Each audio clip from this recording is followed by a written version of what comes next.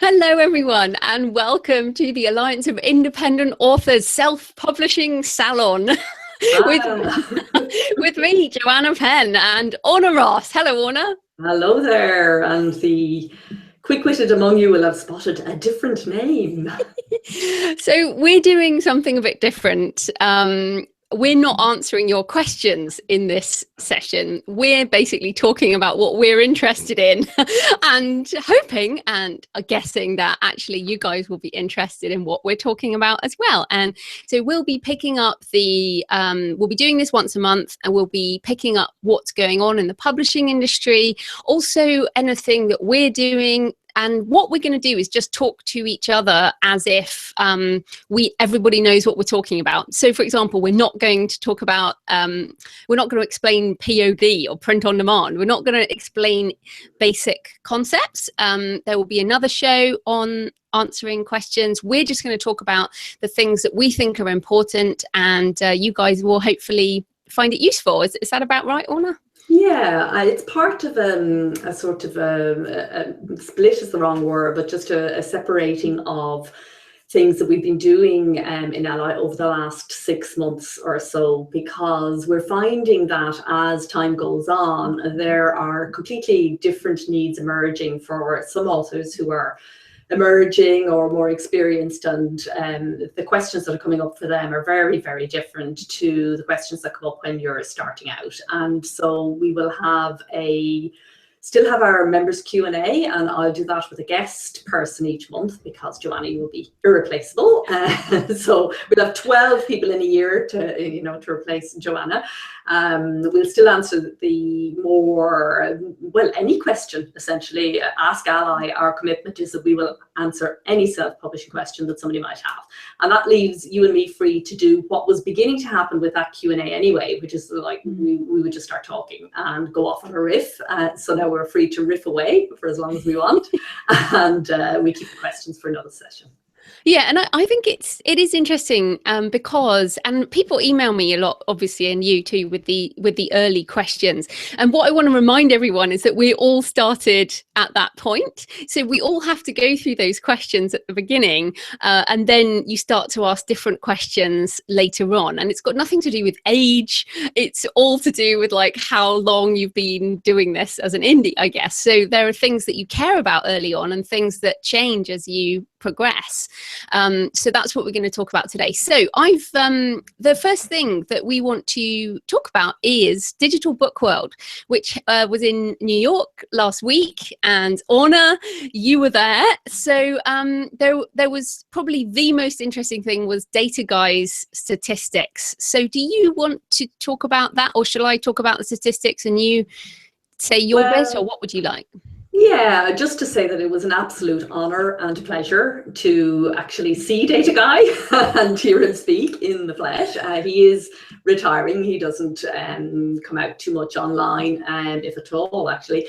So it was really fantastic. And by a mile and a half, he was the star of both shows. He did a long presentation to what people were calling the main event, and also he did a short presentation at the indie event, and really it should possibly have been the other way around, but his numbers were amazing. And yeah, so you can talk about numbers because we all know I'm not okay. All right, so let's pick some of the numbers, which I think are incredible. 69% of all US book purchases were online in 2016. That's all US book purchases. That includes ebook, print, and audiobook. So, and the big thing there, and he did a big thing about the fact that it's not really to do with ebook versus print. It's to do with print being eaten up by online sales. So it's about brick and mortar versus online. And that made me think, worry less about getting your print books into bookstores, and you can use print on demand. You can have your book online, and that's where people are ordering. So that was the first one. The second one, in adult fiction, sales in the US are nearly 71% digital. So within the genre of adult fiction, 71% digital, and 30% of all US adult fiction books are by self-published authors. So those were the biggest things I thought, because if we think that 71% of fiction is digital and 69% of all purchases are online, that to me, if you roll that forward to the rest of the world, assuming that America is 2 years ahead, I mean, we're in England. Can you imagine what our book industry in Britain is going to look like in 2 years' time if that's in America now? And then extrapolate that to India or China, and over the next, say, 5 years, like, what the hell? That's crazy. So what do you think about these statistics? I think it was, it was so fantastic to hear about this. And I do remember this, it's a $1.25 billion industry in the US. So we are talking about a fantastic opportunity. And I think one of the things that his talk underlined for me, I always forget numbers in one ear out, but I think what was really important was this distinction between, there's been so much talk about indie versus trade or ebook versus print. And the real distinction is actually, do you buy your books online or do you buy your books in a bookstore? And what his data is showing is that overwhelmingly that graph is just going up and up and up. More and more people are buying books online. He also pointed out some of the things that we're hearing that, ebook sales are falling, unequivocally making it very, very clear that that's absolutely wrong. You can only think that if you completely disregard self-publishing. And even within trade publishing, there was a fall on ebooks, which they reckon was, indies. Pricing. But it was indies taking a big chunk of the market. So their sales were going down, but it wasn't that ebook sales were going down. Ebook sales were actually still on the rise. And in fact, in trade publishing, ebook sales have picked up as well, which might indicate, it's a bit too soon to say, but it might indicate that as the consumer becomes more comfortable and as more conventional consumers who presumably have not yet switched to online and are still buying the books in the old ways, they're beginning to perhaps get more comfortable with buying books online. And so trade publishing will return to seeing in the US, the most mature market, a rise in their ebook sales as well. So it was overwhelmingly good news for indies. It was, nothing but wonderful news. And it underlined a couple of things. First, that indies are growing the ebook market. So there is a fall for trade publishers, and there's a lot of doom and gloom on that side of the house. And there's a lot of disregarding of self-publishing. I mean, the opening address spoke about self-publishing, the good and bad things about self-publishing, and we don't know how big it is. And, here right in their heart is a presentation about just how big it is, but it's not listened to or accepted, and actually there were gasps in the room that people actually realized. And the other thing that became very, very clear is that indies are growing the entire market. So more people, it's like when DVDs came along, and people worried that it would actually mean that less people will be watching film. And of course, it exploded film watching and bigger cinema audiences as well. But overall, far more people engaging with film. Well, that's what's happening now with ebooks. And what's really interesting is the way in which indies are colonizing areas. And, we know this, we've talked about this on the show before, about indies finding kind of their niche market and growing it. And one very interesting statistic was that over 70% of African-American fiction is I saw that. indies. I mean, which is fabulous. And the same is true in loads of African-American fiction is not what you call a niche. That is huge. It's huge. But it means that it's not being served by trade publishing. Now, there are loads of niches like that.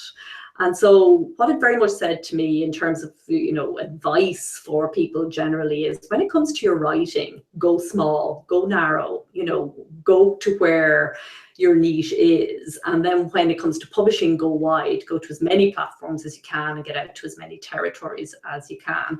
And when people follow that strategy, that seems to, indies do really well in that.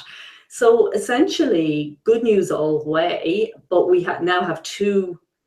When ALLi started first, I really did hope that there was a possibility of a convergence, and that we could learn from and each other. And to some degree that is happening, but it's happening in a quiet space, in dark corners of dark rooms, and certain people within the industry. Really, we're becoming two parallel industries that serve the same customer, but different business models, different ways of thinking and talking about books. I mean, when a trade publisher says digital, they mean ebooks. They don't even think about POD, even though they use it. They don't even realize POD is a digital, format. And so it was a fascinating few days for all sorts of reasons. But without Data Guy, it would have been a very different experience, I think. Yeah, and I mean, today we're talking about lots of different things that came in there. I read the African American thing too, and it does, it does show. I mean, I've interviewed, a Nigerian author on the show, and she said that there's an expectation with the African narrative that is expected from writers of color, and now that it can explode, and that doesn't mean that you can't break out in a bigger niche, but I found the thriller thing interesting. So, and I have found thrillers difficult, like compared to romance, which is overwhelmingly indie. Thrillers are very hard. And his point was on the slide about thrillers that it is dominated by a number of old, traditionally published authors, like James Patterson being the classic example. It's like a niche that is full of these guys in their, often white guys, and in their 60s who dominate that niche. Clive Cussler, people like that. So I'm hoping, like, the other thing I would say is to think forwards, like think about the next 5 years, 10 years, 20 years.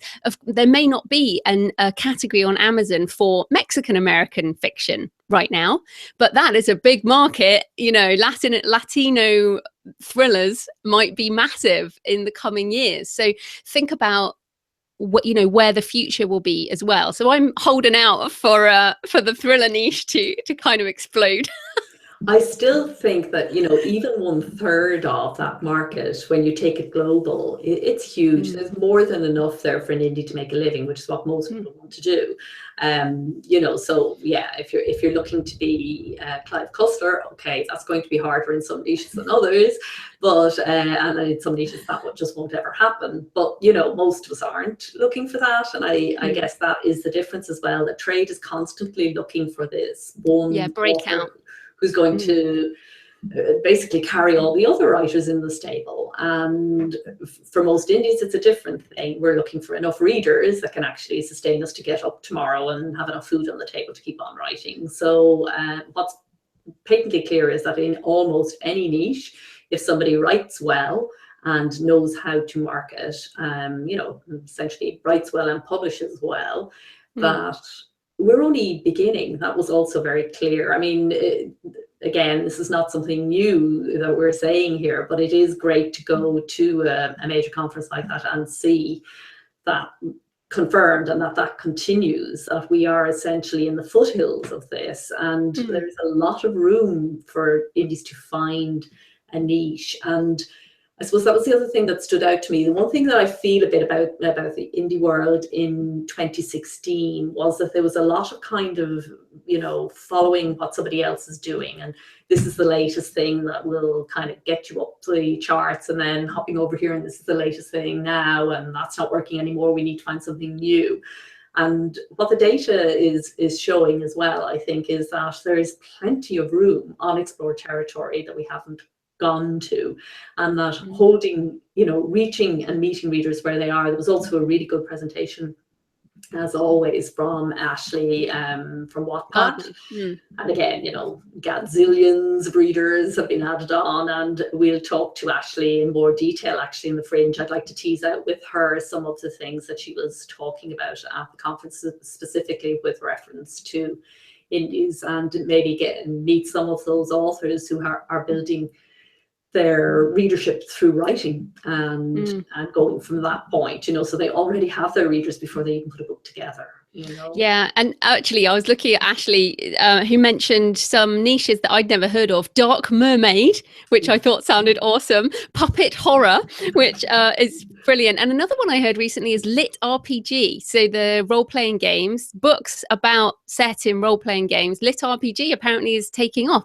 And this is the thing, like Wattpad is discovering these new niches that then presumably will get built into the algorithms and all that. So yeah, we don't have to choose the mainstream type things. Now, this actually did bring me to something I've been thinking about a lot, which is, it was over 10 years ago now when the phrase "the long tail" was Chris Anderson at Wired came up with, and it was like, yeah, the long tail, that's where things are. And then it was like, it's not, it kind of went out of fashion. But I almost feel that we are actually now seeing the beginning of the long tail, and that what I've thinking about is the blockbuster dead? If I aim to be Stephen King, is that even realistic? And is that in books? Is that in film? Is that in TV? It used to be that everyone would read the same book, but now there are so many niches. There's so many programs to watch on Netflix. We are in this. We are in the long tail. Like, it seems to be. It wasn't there before, and maybe it is now. And is trade publishing going to fold in many ways because they are reliant on the blockbuster and they're ditching authors too soon? My feeling is that they will continue, but will be changed. Already are being changed, but they will continue. I think there will always be blockbusters. People will break out, and in trade you have money. You have deep pockets, and so you can have 40 people who don't succeed, and then you have the one that does, and you can afford to run with that. So I think that will continue. I think certain books will break out, but I think this trying to predict which books are going to break out, this is where trade publishing flounders, and I think where indies flounder. If you're actually trying to create a blockbuster is almost impossible unless, I mean, so many people have done it with huge budgets and great ideas, it seems, and it just doesn't happen. And then something crazy, I can't think of anything off the top of my head now, but something crazy takes off. Well, The Martian, yeah. You can't design that. Yeah, exactly. Or adult colouring books, for crying out loud. No. I think with the political situation, we're going to see a renaissance in mandala drawing and colour by numbers. But it is interesting. So I did just want to point out two more things from Data Guy. One, 24% of all ebook sales in the US, that's $550 million per year, is spent on ebooks without ISBNs. Yeah, they're calling it the dark something, they were calling it. Yeah. So the shadow, well, this is the shadow industry, and I'm pointing out again to listeners that all of any traditional metrics you see coming out of the traditional industry will not include anything without an ISBN. So and we're going to come back to ISBNs. I know we said we wouldn't do a show without them, but of course I have something to talk about on that. But it is interesting that 24% of ebooks don't have ISBNs, and that's a lot of money going into indie pockets. And actually, I also read that a number of small press, so what would be now traditional publishing, but small press, don't use ISBNs either on ebooks or audiobooks. They use them on print, but they don't use them on ebooks or audiobooks. So there's a big chunk of stuff missing. And the other thing is, beyond the US, indies are about 20 to 25% of ebook sales in international markets. Now, that's huge. That's really big. So I'm, as ever, very excited about the global growth. And Christine Catherine Rush, I support her on Patreon. So I get her blog posts early now. And her blog post that will be coming out, maybe this will be out by the time that's out, is basically saying there is no reason to get a traditional publishing deal with these statistics for fiction, specifically for fiction novels. If your main reason is to get print distribution, this statistic changes it. I agree. Of course, it isn't people's main reason. It's one of the reasons that people want a trade deal, and there are some good reasons too. I mean, we heard from some. The other thing you were seeing at DBW is where publishing started to talk about things that indies have been doing for a few years, and clearly they've adopted the methodologies and were presenting it then, and are able to put a lot of money then in a way that an individual isn't able to. So that's definitely happening. But I agree, there's absolutely no reason, if your interest is reaching readers and making a good return, there's a lot of reasons to pause before you would take a trade deal, and there's absolutely no reason to do it unless you've got also good reasons to do it, if you know what I mean. Yeah. So what we're seeing in ALLi a lot is people who self-publish, get picked up by trade publishing and are back self-publishing again. We also see people who get picked up and stay on, but we are seeing a lot of people coming back out and saying, God, I had no idea. And let's also say that's happening with Amazon imprints as well. So definitely, I include Amazon Publishing in trade publishing because they effectively operate like a trade publisher. There's slightly better terms and more understanding of the author in the sense of, you know, from their experience as Amazon KDP, they understand more what authors are looking for and are, you know, don't go hardball on things just for the sake of it, which you often feel a trade publisher is doing. Oh, we always did it that way, and so even if we don't care, we better keep on doing it that way because we're not quite sure why we did it that way, but there must have been a good reason. Actually, there isn't, but you know, there's a lot of just tradition theirs that Amazon Publishing did away with, but essentially they are a trade publishing house. They do, you know, they're going to make profit, and hopefully they can give you what you can't give yourself. But we have a number of members now who've been in and come back out. Yeah.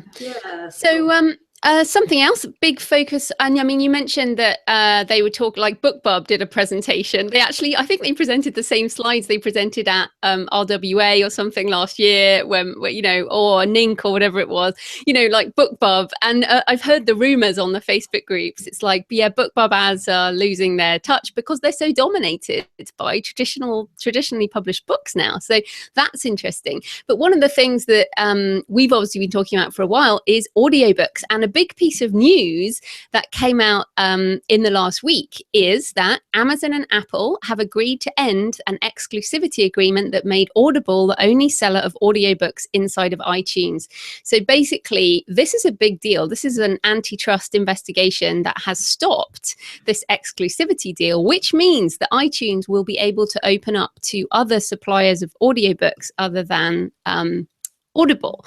So yeah, so this is a big deal. And of course, at DBW, they were talking about audiobooks. And the big decision for me, because I'm just getting some more made right now because of like the rise of Alexa, the rise of in-home devices, I think this is going to be a big year, but I will not be going exclusively with ACX. So what I'm doing, and I think a recommendation is, don't go exclusive, because there are going to be opportunities coming later this year in 2017 that will give us a much wider reach with audio than there has been. Is that a sense you get? No, that's actually advice now. That is.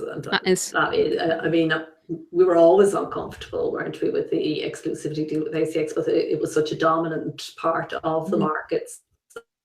This is very good news, and it's as it should be, and it's good to see that you know, corporate law wielding its muscle a little bit there, because I think it definitely was an anti-creator connection. Now, in fairness, a lot of it was done before things were as they are today, but it's great, and we're seeing some good players again coming up in the marketplace, in the audiobook marketplace, and some good partner members who are doing really interesting things and getting ready for later on, you know, next year and the year after, and getting ready for a different landscape, essentially. So this is great, because we saw audiobooks were great, and then suddenly the income was really beginning to erode, because once you've got a monopoly, people can do whatever they want to do, you know. So income was going down with WispNet, WispSync and all of that.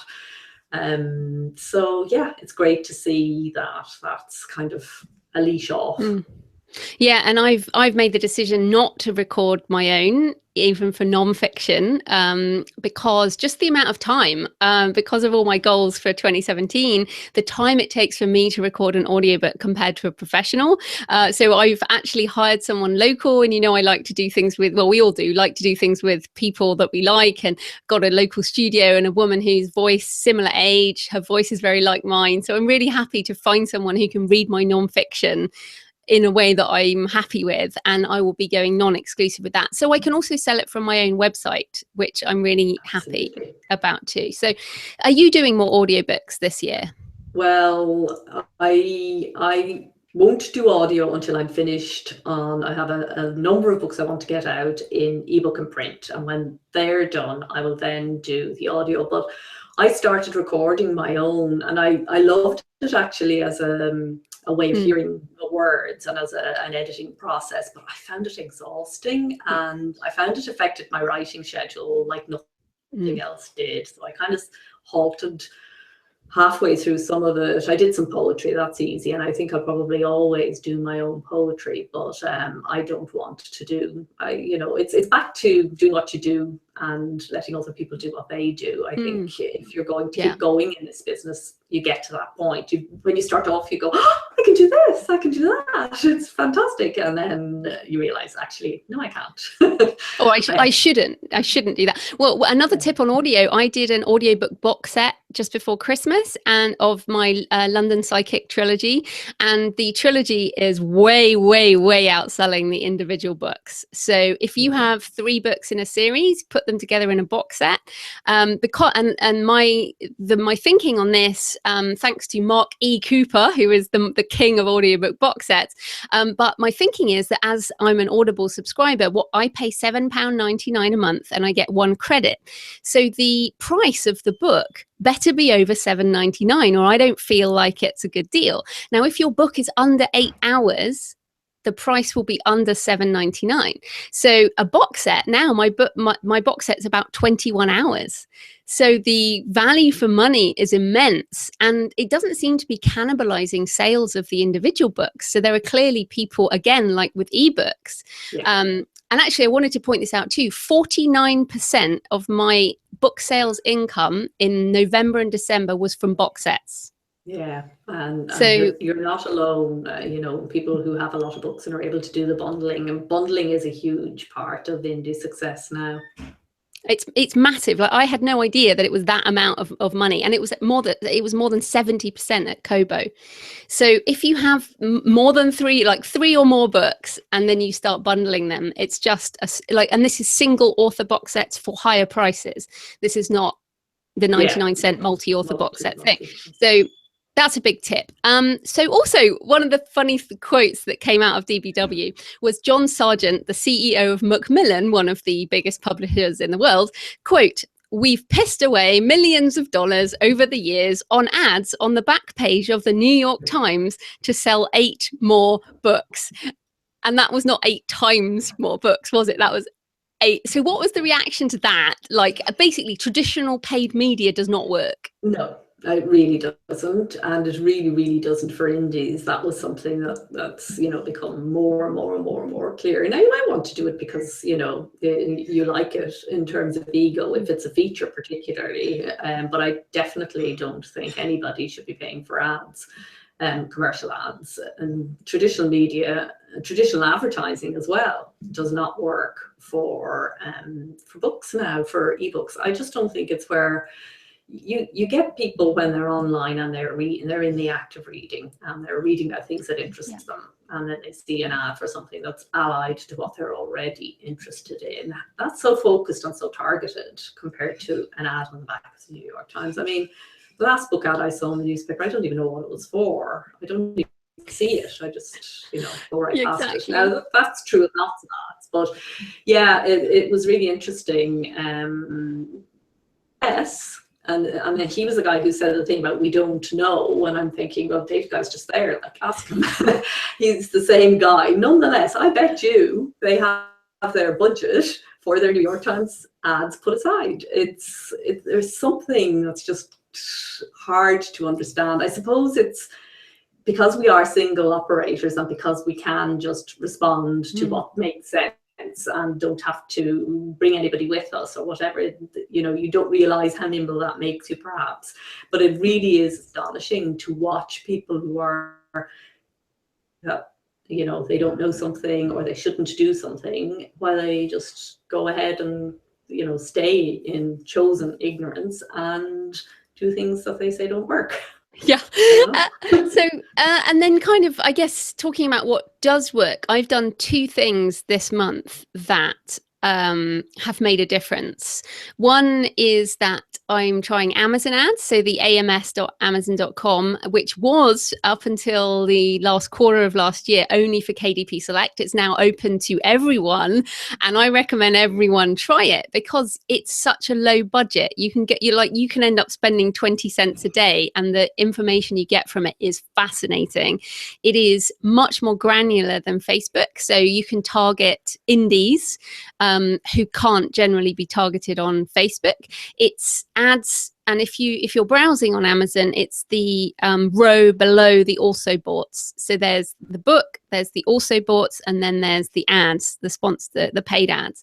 And you can do the sidebar, and you can do front of Kindle and stuff. But I've been playing with this, and the insights I've got in the last week for about $30 are incredible in terms of the reader, what other books my readers like, and where my ads are, showing, and who clicks, and it's really interesting. And I've been discovering new authors, and so I would say if you've and I've basically turned off my Facebook ads for books because this just seems it's in the right place. It's where people are buying books, and it's you don't have to come up with clever images because it just uses the book cover, which is just such a relief. You just have to come up with like a one-liner. And again, I've been talking to Mark Dawson about this, and he'll be coming on the show, but that's been awesome. So I recommend people try that. And then also I've put a pop-up on both the Creative Pen and JF Pen. Now, pop-ups, right? Because who likes pop-ups? But I'm adding about 1,000 people a week extra to my email list. Extra. So that's just crazy, right? And that's obviously a percentage of my traffic, and I get quite a lot of traffic. But we put it on JF Pen, which is my much smaller fiction site, and that's still getting maybe 30 to 50 extra signups a week, which works out a lot cheaper than Facebook ads again. So I just wanted to put that out there for people. One, we always need to be changing up what we're doing. Like, just because I've been doing this a while doesn't mean I shouldn't keep changing things. As new things come up, like the pop-up I've put off for years because I don't like pop-ups, but it sure is effective. So if you have traffic, using a pop-up and an autoresponder series is a really good mechanism to get people to develop that relationship with people. So those are two things I'm doing. Any thoughts, or what are you doing? Well, I just want to add, which is a new service called Author's Sidekick, and it is a Twitter sign-up service, which I was part of the beta testing, and it's going to launch next week. It's run by Ian Sutherland. Ian, I think he's now a partner member with the Author Sidekick. It's a really nice, he's kind of brought together 2 or 3 different apps into one, and essentially what you do is when you get a follow on your Twitter, you offer them a free book in return for a sign up, and it's working really well for me, because one of the things that happened when he was talking about it and telling me about it and how he was doing it and everything was quite fascinating. And I said, he was working with various authors, and I said, oh, who's doing your literary fiction? And he said, oh, we don't do that because it doesn't kind of work. And I said, oh no, hold on a second. So I signed up with it, and of course it does work. And this is something that I'm going to kind of look into more this year, about ideas that people have that kind of get passed around because they're traditional wisdom, maybe from the trade world, or just what people think. So I was really pleased with it. I know a number of other people who tried it. It's really good. So watch out for it. It will be launching next week. Author Sidekick, it's called. That's fantastic. And what we should add with all of these things that we are just talking about, they're all list builders. Now, building the email list, this is not a new thing. Like, they're building the email list is a fundamental. What changes are the different tools around that. Although Amazon ads is actually for sales, but also impressions. This is what's so brilliant. They're only charging per click. But if you see that your book has appeared, an impression is like it appears to someone. And if you think about visible branding over time, even if you're just appearing in front of the right target audience and they get used to seeing your branded covers, this is very good brand marketing. So all of these things are good to try new things. So that's awesome. Great. Right, so a couple of other things, like as ever, we're totally we'll see how much longer we'll go for, but really interesting things happening in publishing above digital book world. The first thing is that Pearson is selling its stake, its 47% share of Penguin Random House to a German-owned Bertelsmann. So basically, one of the biggest publishers in the world is selling their stake in one of the other biggest publishers in the world to one of the other biggest publishers in the world. And why this is interesting is because, and the article that was on the Passive Voice that reported another article, is basically that Pearson, why would Pearson ditch that much percentage of Penguin Random House if it was making them loads of money? Like, you don't get rid of shares like that if they are making you money. So what does that say about Penguin Random House? Any thoughts? I think you've answered your own question insofar as we can from the outside. I'm certainly not, no expert in trade publishing to put any other kind of interpretation on it, but it's difficult to see what other interpretation you could put on it. It is really interesting. So I think, and we're seeing more of this movement in trade. So then the other interesting thing, a couple of things in ebook publishing, Microsoft, there was a leak about Windows 10 mobile. There will be a new ebook store integrated into the Windows store. So is it just going to be a Google Play? I mean, could Windows be another big player? I mean, what do you reckon? It's hard to know. People, some of these big companies get books very wrong, and yeah, like you say, you really would think that Google would have books, done a better job. Yeah, and you really would think that Microsoft would have been in books long ago, considering they're in everything else. So I think it's my own thoughts at this point. It's very difficult for a player to just come in now and own that without need a plan, because it is owned so completely by one enormous player, and everybody else is working very hard to hold the stake that they have and build, what they're doing in the marketplace. So yeah, I mean, I wish them well. I think the more people we have in the space, the better. I'd like to see them take off and do well, but it's hard to see how they can just come in and people will suddenly start buying their books there. Yeah, maybe it'll be interesting. But the other thing is Kobo. Kobo in the last month has been announced as the new tech partner for the Tolino, which is actually, I think 50% of the German ebook market is held by the Tolino device, which is run by a number of the German publishing houses. So Kobo has moved into that. They've also, I just saw a piece of news that Kobo is now taking over South Africa's exclusive books in another one of their deals where they're kind of hoovering up the smaller, like, the Sainsbury's in Britain and the Flipkart in India and the Sony e-reader. So they are slowly but surely kind of hoovering up these small, and then I saw on the digital reader a post saying, I was going to post this on April Fool's Day, but I think I should do it now. Will Kobo take Nook in 2017? Because we've seen again the Nook revenue has plummeted, and the Barnes and Noble didn't even make money over Christmas, right? Yeah, it's such a tragedy. It's such a mismanagement of a great asset there. It's just awful for everybody.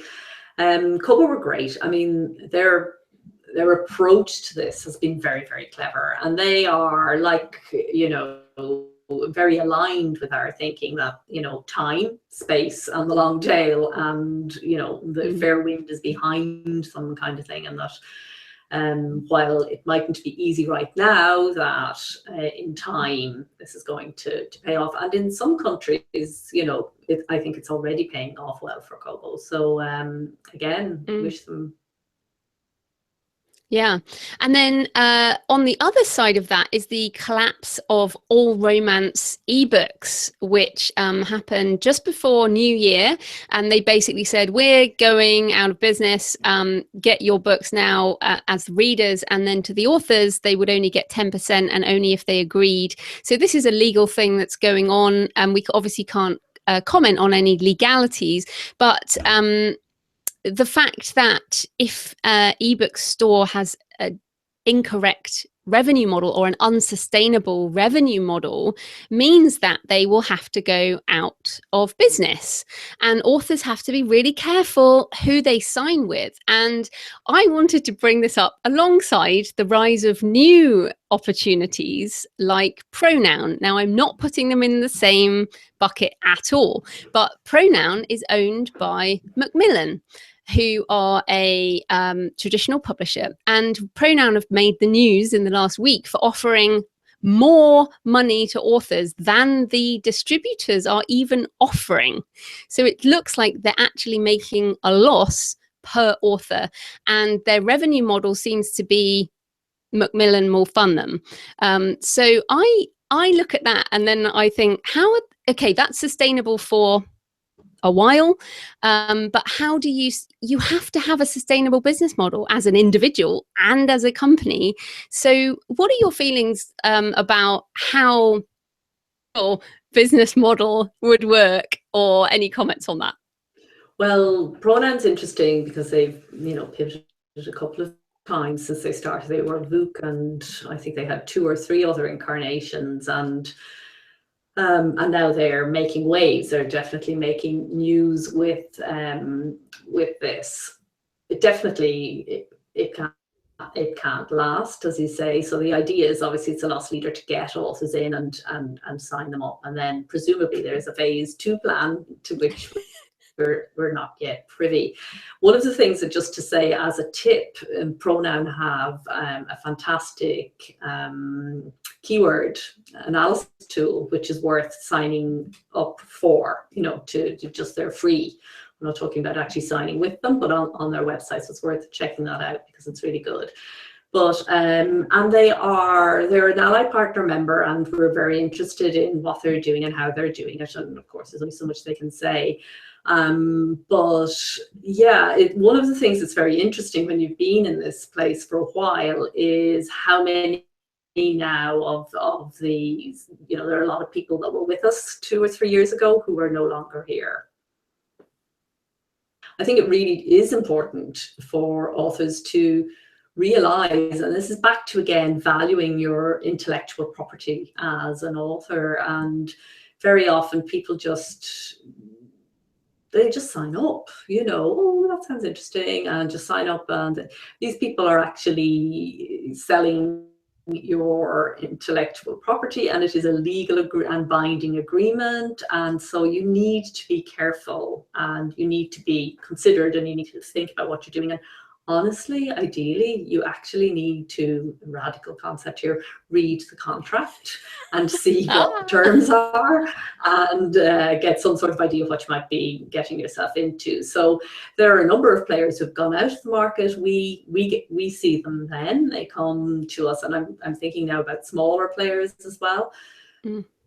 Then, and they can't get their, they've paid for an expensive print edition, or they paid for various services and things which they've never received. They can't get their assets back from the company. So you need to think carefully about who you align with. Macmillan is interesting as well as a player within trade publishing itself, in a context where, as we've seen, the big guys are eating up with the big guys, and the small guys are kind of struggling to stay still. We've got a condition of the market, I think, where the very big will do well and the very small will do well, but the person in the middle, I think, is quite vulnerable. And so yeah, I mean, I'm not saying, please don't quote me, Macmillan is vulnerable. I'm not saying anything like that. I'm really interested to see what will happen here.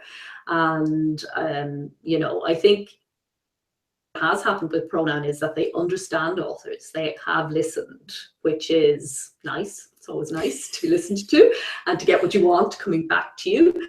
but sometimes you think, wow, this is too good to be true. So you know, I think this is certainly, it's been great PR. It really has got people talking.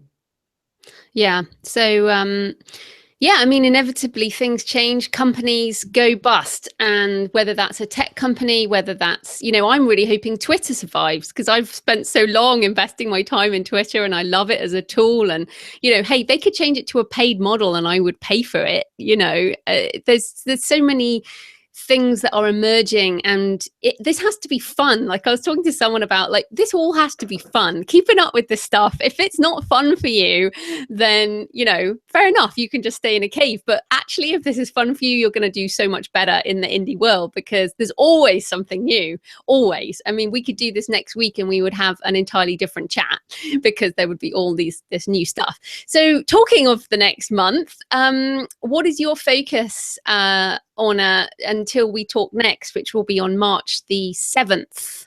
Yeah, I'm on Go Creative Jag, so I'm still in my nonfiction Go Creative series, which is now ready to roll out. I will be at San Francisco Writers Conference and doing a free writing workshop, a full day with Joel Friedlander. Really looking forward to that. And we're hoping that we might be able to get some online materials on that as well. So free writing for writers, essentially. And I'm really enjoying this. It's about going back to the font of it all. So I spent a lot of time talking to people about publishing and, you know, reaching your reader and getting yourself out there. So it's lovely to just go back to actually that first stage of writing and ensuring that you're writing what you're supposed to be writing and not, you know, chasing the wrong thing and all of that. And free writing is an amazing tool for that. So I'm going to be enjoying passing on the free writing message. And yeah, workbooks is where my mind is now, as well, as I put these books together. They're very practical. The whole idea of the creative books is that creative, you know, to be creative it's a doing thing, it's not a thinking thing. So we read it to get the information that we need, but really we need to be doing it. So I'm exploring that and looking at how I'd like to present them and all of that, and that's great fun. Really enjoying that. Oh, cool. Well, I've got End of Days coming out next week, so have that book launch. I've also started researching and planning my next trilogy, because now, you know, if you write in a trilogy, it's much easier to market it. And you can do a box set later on. So I'm trying to think of trilogy ideas now. I've been working on a sweet romance, which I'm co-writing, which is crazy. And actually it's really good for me. I'm investigating the more emotional side of writing and looking very clearly at the genre, reading book blurbs. Some of those romance people are Joanna Penn goes soft. I know, but those romance blurbs are fantastic. So I've just been kind of mainlining those. I've also in the last month launched curluppress.com. So we're allowed to talk about it now. Great. Yeah, we are. I'm really tell people more about Curl Up Press. This is fantastic. Not that End of Days isn't fantastic as well, and all the other things you do in your stride, but tell people what you've been up to, because you are a machine. Well, okay, so for years Orna's been like, yes, you do need ISBNs if you want to do print properly. And as we mentioned earlier, you do not have to do proper print or, you know, ISBNs in order to make a six-figure living. So let's be clear about that. But in October, when I was in America, I was thinking about the next 10 years of my life and what I wanted to do. And one of those things is to take print more seriously. So I feel like I know what I'm doing with ebooks. I know what I'm doing with audio. I know what I'm doing with print on demand. But what I hadn't really realized how Ingram Spark is so different to CreateSpace, and how the reach gets into those places that are those 30 odd % of people who buy books in bookstores, who go to libraries, you know, just that you don't even exist in some of these places. They can search on their machine for End of Days by JF Penn and not find it because their database doesn't have that information. So we decided that we would launch a small press because I've now got 22 books. We're going to start publishing under another author brand. I'm not open for pitches, but yeah, well, who knows? But I'm working with a romance author, so we're going to have a romance line. So we'll have romance, thriller, and non-fiction for authors. Mainly, it's about me. So far, but also, as is on the website at curluppress.com, you can see my husband Jonathan, who has now emerged from behind the curtain. His picture is on the website, and he will be looking at intellectual property rights. So he's doing a master's in intellectual property rights. He will be at the book fair looking at rights. So we're really moving into kind of a new phase of our business. Curl Up Press is under the Creative Pen Limited, so it's not a separate company yet. Again, it's like a first move. So yeah, I'm just moving into this new world. And what I will say, you'll be pleased to hear, I have doubled my sales of print in the last month. In no time. Yeah, fantastic. Yeah. That's just great. Really and great. I mean, it's still not massively significant, but I haven't done any extra marketing. So that is just because it's another sales channel. Yeah. And also it is much easier to ship books around the world in boxes, and actually get a better price. So I appreciate that as a speaker, something I haven't done because of CreateSpace. So I would say to people, you do not need to do this if you're just starting out. You don't need to set up a press. You don't need ISBNs. You don't need to take it all seriously. But if you're at the point where you're ready to take your business further, I'm also going to be looking at premium print products this year, some other merchandising stuff. So I'm at that point in my business. I have some money to invest in that. And so I'm really excited about where it's going to go. It's super exciting, and I mean it's all done, dusted up and launched in 3 months. 3 months ago, this was just an idea. So that is true. Amazing. Well done, you again. Well, you know, like we said, this is an adventure. The tagline of my site originally was Adventures in Publishing. So I feel like, and I'm going to join the Independent Publishers Guild. I'm going to start, seeing what we can learn about. In fact, I've got Alison Baverstock's book on how to market books, because my own book, How to Market a Book, really focuses on digital. So I thought, well, how do they market these other things? So this is a whole new area, and I'm excited to learn about it. Obviously, I'm carrying on with everything else that I'm doing. Obviously. Well, but I don't, if you're not learning, you're dying, or whatever it is. No, it's great. It's absolutely brilliant, and and exciting to know that Jonathan does exist, isn't just a figment of your imagination, and is getting all tuned up on rights, which is something, I feel very strongly about, that indies need to know about rights and think much more about rights and so on. So it would be great to have him there beating that drum as well in the space, because we do need people who understand. I'm constantly having conversations with agents who just don't get it at all, don't understand. People talking about indies not being able to, get audiobooks or get their books translated, and saying to people, actually, it's very possible, and we're doing it all the time. And they were like, oh, really, they can't? And I'm saying, yes, really. They can. I mean, this is the thing. I think we're at the point where we pretty much can do anything.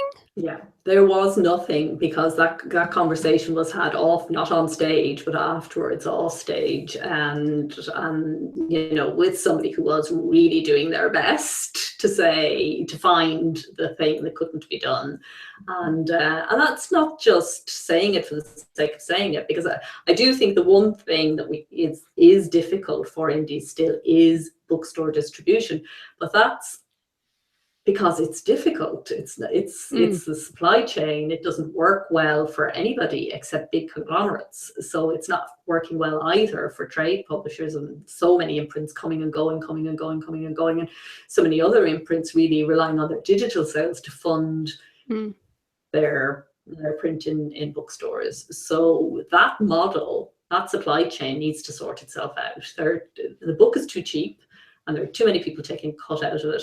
Nobody's making money anywhere along the line unless they're big and they get the economies of scale right. And even then, well, shall I say Pearson Penguin? Right, we are going to finish there because we're almost on the hour, and I've really enjoyed our first salon. Two madames in their salon. Yes, and I hope everyone listening has also enjoyed our salon and you've got some new things out of it. And so we'll be back on March the 7th on the live show, or you can get the feed later. Yeah, and then we'll be off. Just to say that one is a week later, because in all the advertising stuff we're talking about the last Tuesday, but just Joanna's away that Tuesday, so we've just pushed it forward to the following Tuesday, so March 7th. Oh yeah, I'm actually going to New Zealand and Australia next week, so there's that little detail. Yeah, and you're going to be doing interesting stuff over there too. Yeah, busy times, but we'll talk about that and San Francisco in March. So thanks everybody. Thanks Orna. It's been super fun. And everyone get over to the selfpublishingadvice.org blog and website and all that good stuff. And thecreativepen.com. Oh yeah, and me. Bye. Good night all. Bye.